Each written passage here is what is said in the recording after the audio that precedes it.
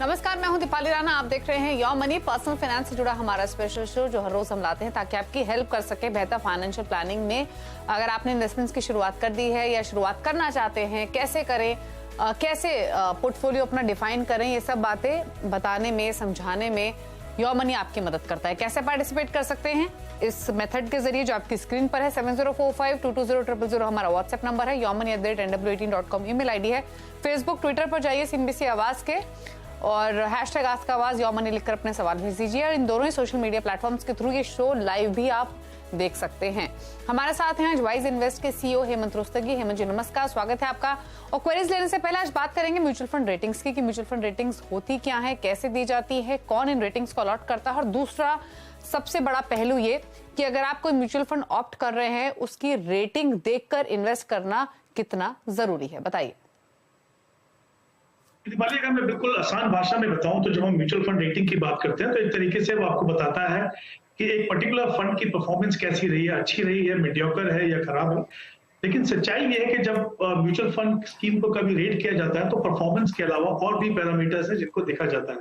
तो इसमें दो तरह के पैरामीटर्स होते हैं, एक होते हैं क्वांटिटेटिव और दूसरे होते हैं क्वालिटेटिव। क्वांटिटेटिव में जैसा मैंने कहा, एक तो परफॉर्मेंस है, दूसरा वॉलेटिलिटी कैसी है। वॉलेटिलिटी के लिए कुछ डिफरेंट पैरामीटर्स हैं जैसे beta, standard deviation, Sharpe ratio, उनको देखा जाता है। फिर पोर्टफोलियो जो है म्यूचुअल फंड स्कीम का जो पोर्टफोलियो, उसकी लिक्विडिटी लेवल कैसी है, और चौथा इंपॉर्टेंट क्राइटेरिया होता है कि कंसंट्रेशन लेवल कैसा है। तो ये तो हो गए क्वांटिटेटिव फैक्टर्स।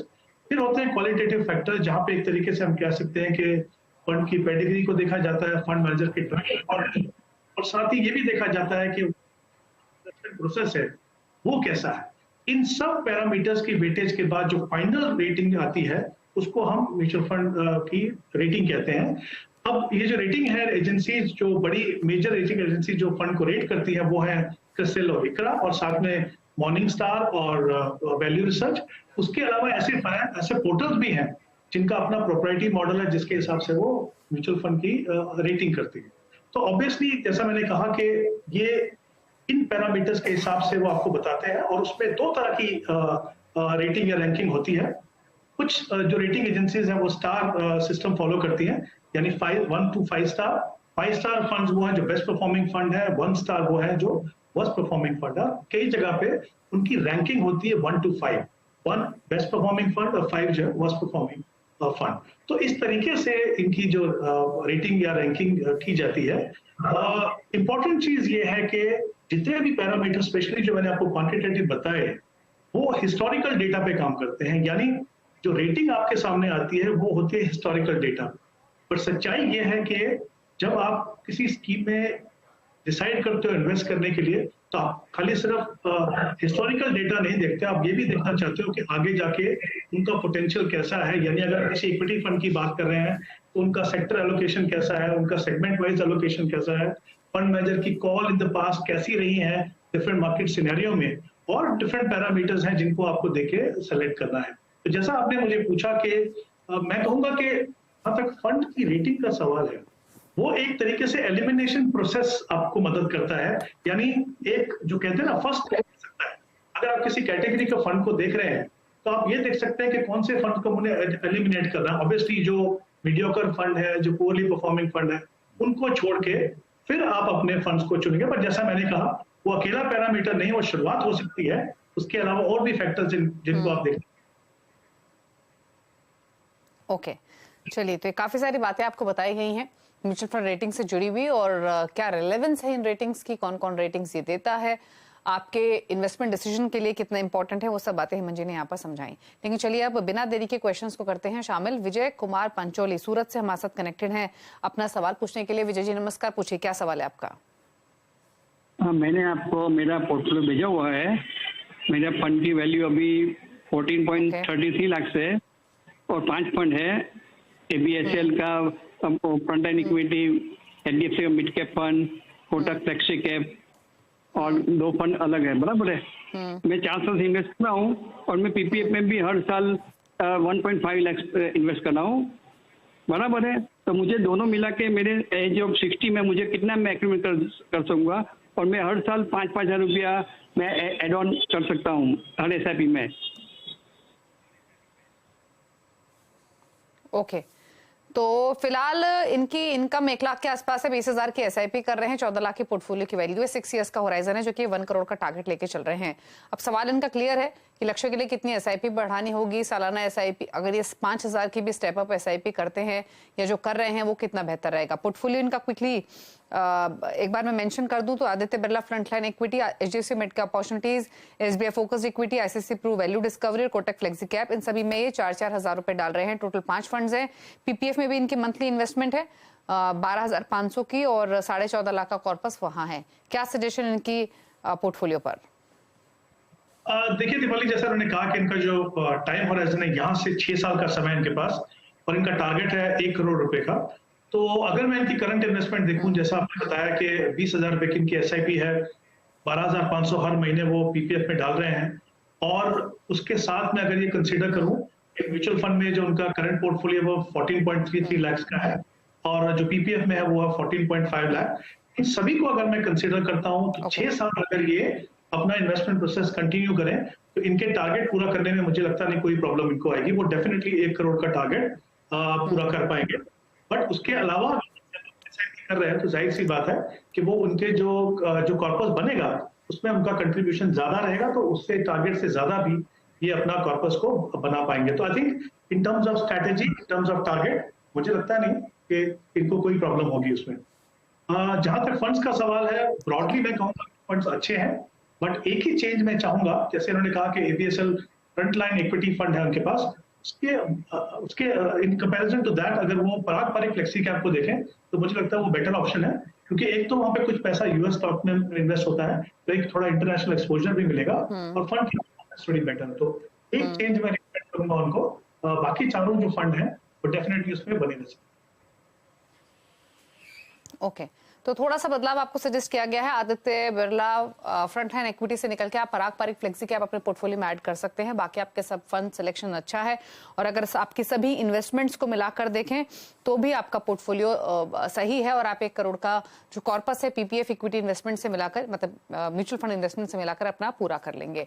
बात करते हैं अब अगले कॉलर से। विशाल टहलानी लखनऊ से हमारे साथ कनेक्टेड हैं। विशाल नमस्कार, पूछिए क्या सवाल है आपका?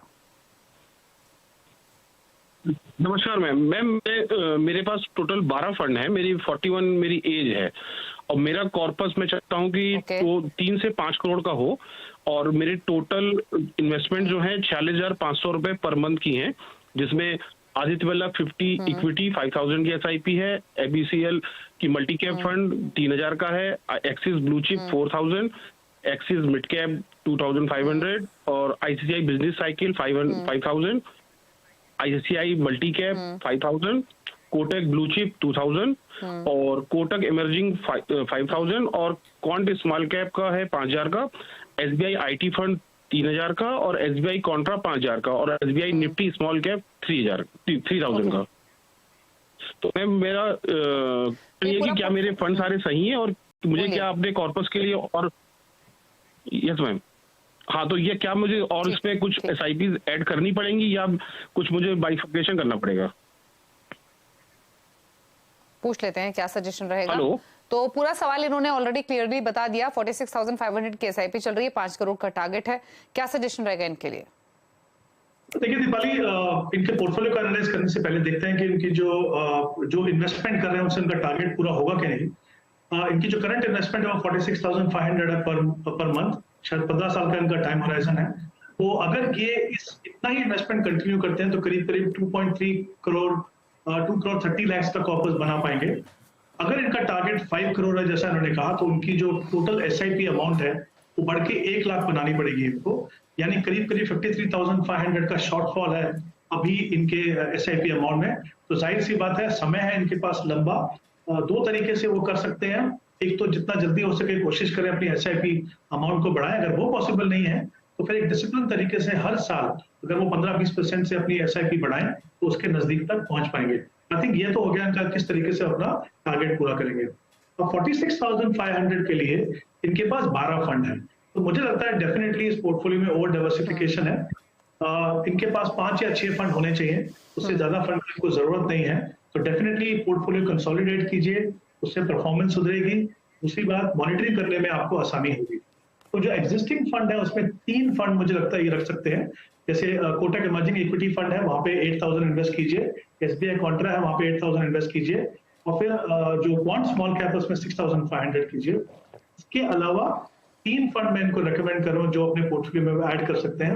एक पहला है निपॉन इंडिया मल्टी कैप, दूसरा है एचडीएफसी लार्ज एंड मिड और तीसरा है Motilal Oswal large and mid. इन तीनों में भी आप 8-8 हजार पे इन्वेस्ट कीजिए तो 46,500 जो आपका ओवरऑल इस तरीके से इन्वेस्ट होगा। और इन्हीं फंड में जब भी पॉसिबल हो आपके लिए अपने इन्वेस्टमेंट अमाउंट को बढ़ाइए ताकि आप अपने लक्ष्य तक पहुंचे। ओके, बहुत लंबा पोर्टफोलियो है, इसको थोड़ा सा ठीक करने की जरूरत है। क्या क्या चेंजेस आप कर सकते हैं वो आपको बताए गए हैं। 5 से 6 फंड से ज्यादा मत रखिए अपने पोर्टफोलियो में। ये आप ही के लिए नहीं, बाकी इन्वेस्टर्स के लिए भी सजेशन है। Motilal Oswal large and mid cap, HDFC large and mid cap, Kotak emerging equity, Nippon India multi cap, quant small cap और एसबीआई कॉन्ट्रा, ये 6 फंड आपके पोर्टफोलियो में आइडियली होने चाहिए जहां पर आप इन्वेस्ट कर सकते हैं। कितना इन्वेस्ट किस फंड में करना है वो डिटेल्स आपकी स्क्रीन पर है। रही बात आपके गोल की, तो 15 साल में 2 से 3 करोड़, लगभग 2-2.25 करोड़ का कॉर्पस आप इस पोर्टफोलियो से एक्यूमुलेट कर सकेंगे। विनोद है महाराष्ट्र से। विनोद नमस्कार, पूछिए सवाल। नमस्कार मैडम। हेलो। नमस्ते, पूछिए क्या क्वेश्चन है आपका। जी मैम, अभी मेरी उम्र 47 ईयर है। ओके। मैं पिछले 3 साल से पेटीएम के जरिए निवेश कर रहा हूँ। 10,000 रुपए प्रति महीना का निवेश है मेरा।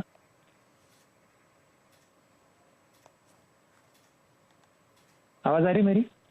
बताइए, क्विकली बताइए विनोद जी, बिल्कुल थोड़ा जल्दी बताइए। और क्या डिटेल्स है आपके पोर्टफोलियो की? डिटेल्स हमारे पास हैं। आपका लक्ष्य क्या है? लक्ष्य मेरा अभी 15-20 साल का मेरा हॉराइजन है। उसमें 1 करोड़ रुपए तक का मुझे फंड चाहिए। भारत ने तीसरे दिन घुड़सवारी, ठीक है। और तो मेरे फंड में 10 फंड है, म्यूचुअल फंड के 10 अलग अलग सेट इसमें मैं इन्वेस्ट कर रहा हूँ अलग अलग। तो मुझे उसमें डाइवर्सिफिकेशन ज्यादा हो गया तो मुझे कम करना है। स्पेसिफिक मुझे चाहिए कि किसमें कौन से कम करूँ या कौन से रखूँ। ठीक है, बिल्कुल सही सोच रहे हैं आप, क्योंकि 10,000 के लिए 10 फंड्स को रखना कोई बहुत सही रणनीति नहीं है। और जैसे अभी हेमंत जी ने भी कहा, 10,000 की बात नहीं, चाहे 20,000 करें या 40,000 करें, 5 से 6 फंड्स रखिए कम से कम। अपने पोर्टफोलियो में से ज्यादा रखने की जरूरत नहीं है। रही बात इनके क्वेश्चन की, तो हेमंत जी क्या सजेशन होंगे? 10,000 की एसआईपी है, 18 to 20 ईयर्स का टाइम होराइजन है।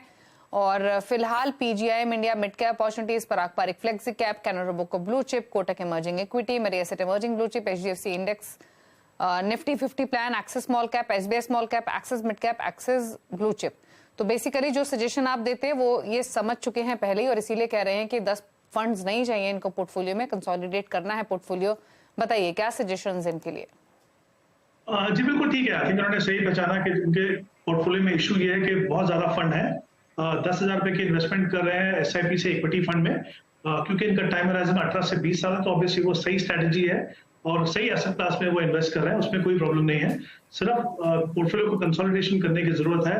मुझे लगता है इनके पोर्टफोलियो में जिस तरीके की इन्वेस्टमेंट है वो मैक्सिमम 4 फंड रखे हैं अपने पास, और उन चारों में 2,500 की एसआईपी करें। और वो चारों के चारों फंड, जैसे मैंने कहा कि एग्जिस्टिंग फंड्स हैं, उन्हीं में से वो चुन के कर सकते हैं। जैसे Parag Parikh flexi cap, Kotak emerging equity, HDFC Nifty 50 index है उनके पास, और एक एसबीआई स्मॉल कैप है। तो ये 4 फंड रखिए। अमाउंट को जरा थोड़ा सा रीअलाइन कीजिए, 2,500 इन चारों फंड में लगाइए और लॉन्ग टर्म के लिए इन्वेस्ट करेंगे तो डेफिनेटली आपको अच्छे रिजल्ट मिलेंगे। और शायद उन्होंने ये भी कहा कि वो कुछ लमसम पैसा इन्वेस्ट करने के लिए देख रहे हैं 3 फंड में। तो मुझे लगता है स्मॉल कैप को छोड़ के बाकी 3 फंड जो मैंने कहा उनमें आप इन्वेस्ट कर सकते हैं। बट क्योंकि बड़ी रकम है आपके पोर्टफोलियो साइज के हिसाब से, तो मैं चाहूंगा कि वो आप सिस्टमैटिक ट्रांसफर प्लान से अगले 6 महीने में हर महीने एक इक्वल अमाउंट इन्वेस्ट करते रहे लिक्विड फंड से इनके अंदर, ताकि क्योंकि हम देख रहे हैं कि शायद अगले 3 से 6 महीने के बाद थोड़ी सी और क्लैरिटी आएगी in terms of interest rate trajectory और इन्फ्लेशन की, तब तक वोलेटिलिटी रह सकती है, तो उसका फायदा आपको होगा। ओके, तो 4 ही फंड्स रखिए पोर्टफोलियो में, Parag Parikh flexi cap, HDFC index Nifty fund और Kotak emerging equities, SBI small cap. इन चारों में 2,500 ईच डालिए। बाकी लमसम अगर कहीं करना है तो उसके लिए 3 फंड्स आपको अलग सजेस्ट किए गए हैं। एचडीएफसी इंडेक्स निफ्टी फंड, पारंपरिक flexi cap, Kotak emerging equity. तो कंसोलिडेट कीजिए अपने पोर्टफोलियो को, 10 नहीं 4 फंड्स ही रखिए।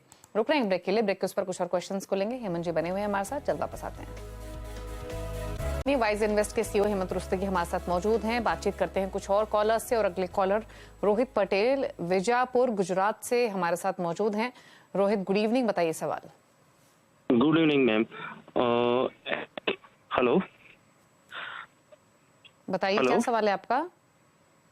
एक्चुअली मैम मेरा थोड़ा निवेश के हिसाब से मैंने गोल रखे हैं। मेरी 2 बच्ची है, एक बच्ची है 6 साल की और दूसरी बच्ची है 2 साल की। तो उनकी पढ़ाई के लिए और रिटायरमेंट के लिए मैंने प्लान के लिए मैंने मैसेज किया था। मेरी बच्ची जो 6 साल की है उसके लिए मैंने रखा है पारंपरिक फ्लेक्सी कैप फंड, और उसकी 13 साल के बाद, और दूसरी बेटी है 2 साल की, उसका मैंने रखा है SBI large and mid cap fund for 16 years. और रिटायरमेंट के लिए मैंने निपुण इंडिया मल्टी कैप फंड मैंने चूज किया है 28 ईयर आफ्टर। और जो बड़ी बेटी है उसके लिए मैंने रखा है 60 लाख, और छोटी बेटी के लिए 80 लाख, और मेरा जो रिटायरमेंट है उसमें मैंने रखा है 4 करोड़। 4 करोड़, ओके। अच्छा, एक चीज बताइए, आपने 3 फंड्स के नाम लिए तीनों गोल्स के लिए, तो आप लमसम पैसा डालेंगे क्या इन फंड्स में, या SIP करेंगे? SIP। SIP। और फिलहाल कुछ इनिशियली कोई टारगेट लेके चल रहे हैं, कितना इन्वेस्टमेंट कर पाएंगे SIP के थ्रू? एक्चुअली मैम मेरा तो क्या है कि मेरा मंथली इनकम 1,90,000 है, तो मेरे को कोई दिक्कत नहीं है उसमें। कितना मेरा बस टारगेट उतना कितना रकम से मैं कर सकता हूँ, मेरे को कोई दिक्कत नहीं है। समझ गए। ठीक है हेमंत जी, सुना आपने इनका सवाल, कॉम्पैक्ट एंड क्लियर। 13 इयर्स में पहली डॉटर की एजुकेशन के लिए 60 लाख चाहिए, 16 इयर्स में दूसरी डॉटर के लिए हायर एजुकेशन के लिए 80 लाख, और अपने 20 इयर्स में रिटायरमेंट के लिए ये 2 to 4 करोड़ का टारगेट लेके चल रहे हैं। इन्होंने पहले डिटेल्स भेजी तो उसमें 2 करोड़ का जिक्र किया था, अभी इन्होंने 4 करोड़ बोला। अब इन्होंने 3 फंड्स इनको अच्छे लग रहे हैं, पारंपरिक flexi cap, Nippon India multi cap और SBI large and mid cap. अब बताइए कितना इन्वेस्ट करेंगे तीनों गोल्स को हासिल करने के लिए, कितने फंड्स के साथ शुरुआत करें, कौन से फंड्स के साथ शुरुआत करें, क्या सजेशन होगा? जी दीपाली, देखिए तीनों के तीनों जो उनके गोल हैं वो लॉन्ग टर्म गोल्स हैं, लंबा समय है इनके पास। तो ऑब्वियसली मैं चाहूंगा कि इक्विटी फंड में, और स्पेशली जब उनको SIP से इन्वेस्ट करना है, तो वो एक बिल्कुल सही तरीका रहेगा। यहाँ पे मैं 12% का एनुअलाइज्ड रिटर्न मान के चल रहा हूँ। तो जो पहली डॉटर है इनकी, उनकी एजुकेशन के लिए करीब उनको 16,000 इन्वेस्ट करना होगा, दूसरी डॉटर के लिए 14,000। तीसरा जो उनका रिटायरमेंट का जो गोल है 28 साल के बाद, इन्होंने जैसे पहले कहा 2 करोड़, अभी शायद 4 करोड़ की बात कर रहे हैं, तो करीब 16,000 रुपए इनको वहां पे इन्वेस्ट करने होंगे। तो कुल मिला के 46,000 की इन्वेस्टमेंट करनी होगी इनको अपने तीनों लक्ष्यों को पूरा करने के लिए। मैं एक्चुअली सुन नहीं पाया कि वो कितनी कैपेसिटी है उनके पास इन्वेस्ट करने के लिए, बट ये बहुत क्लैरिटी होनी चाहिए इनको कि इतना पैसा इन्वेस्ट करना है अगर हमको इनको तीनों ये गोल्स अपने अचीव करने हैं। तो एक तो ये हो गया। दूसरा, इन्होंने 3 फंड को शॉर्टलिस्ट किया है और कहा है कि शायद एक एक गोल के लिए एक एक फंड में पैसा डालेंगे, और तीनों के तीनों फंड जो चुने हैं वो काफी अच्छे हैं। लेकिन 2 इंपॉर्टेंट चीजें हैं यहाँ पे। एक तो हमने शो में पहले भी बताया कि ओवर डाइवर्सिफिकेशन नहीं चाहिए, लेकिन साथ में ये भी इंपॉर्टेंट है कि आप पूरा पैसा एक ही फंड में मत डालें, क्योंकि अगर मान लीजिए उस फंड की परफॉर्मेंस कुछ समय तक अच्छी नहीं रहती है, तो आपके पूरा का पूरा जो गोल है उसके जो पोर्टफोलियो बिल्डिंग के ऊपर इम्पैक्ट पड़ता है उसको। तो कम से कम 2 फंड आपके पोर्टफोलियो में हर गोल के लिए होने ही चाहिए। तो 3 फंड आपने चुने हैं। 3 फंड में आपको और बताता हूँ, आप कंसिडर कर सकते हैं। एक Kotak multi cap fund, HDFC large and mid cap and Motilal Oswal large and mid cap. ये 3 फंड है और 3 फंड आपने चुने हैं। तो उन 6 फंड से अगर आप 2-2 फंड भी रख के चलेंगे, और जैसा मैंने आपको बताया कितना अमाउंट आपको इन्वेस्ट करना है। इंपॉर्टेंट है कि एक बार आप शुरुआत करें, एक साथ नहीं कर सकते हैं बढ़ा के इतना पैसा, तो आगे आप धीरे धीरे करके बढ़ाइए, बट ये प्रोसेस को आपको कंटिन्यू करना होगा जो आपने टाइम होराइजन अपना डिफाइन किया है। ओके चलिए, तो ये रही स्ट्रैटेजीज। क्विकली पूछ लेते हैं अब हेमंत जी के टॉप 4 फंड्स उन व्यूअर्स के लिए जो हेमंत जी की चॉइस के साथ फंड्स अपना पोर्टफोलियो क्रिएट करना चाहते हैं। तो हेमंत जी, ये तो सजेशन हो गया रोहित के लिए, लेकिन टॉप 4 फंड्स आपकी तरफ से कौन से होंगे? जी दीपाली, देखिए 4 फंड मुझे रिकमेंड कर रहे हैं, तो 2 फंड मैं रिकमेंड करूंगा मल्टी कैप कैटेगरी से, निपॉन इंडिया मल्टी कैप और दूसरा कोटक मल्टी कैप। एक लार्ज एंड मिड कैटेगरी से HDFC लार्ज एंड मिड, और चौथा जो फंड है वो मिड कैप कैटेगरी में मोतीलाल ओसवाल मिड कैप। ठीक है, शुक्रिया आपका हेमंत जी शो में आने के लिए और सभी क्वेरीज को आंसर करने के लिए भी और टॉप 4 फंड्स भी सजेस्ट करने के लिए हमारे व्यूअर्स को थैंक यू सो मच। इसी के साथ एक ब्रेक के बाद भी खबरें जारी है CNBC आवाज पर। नमस्कार।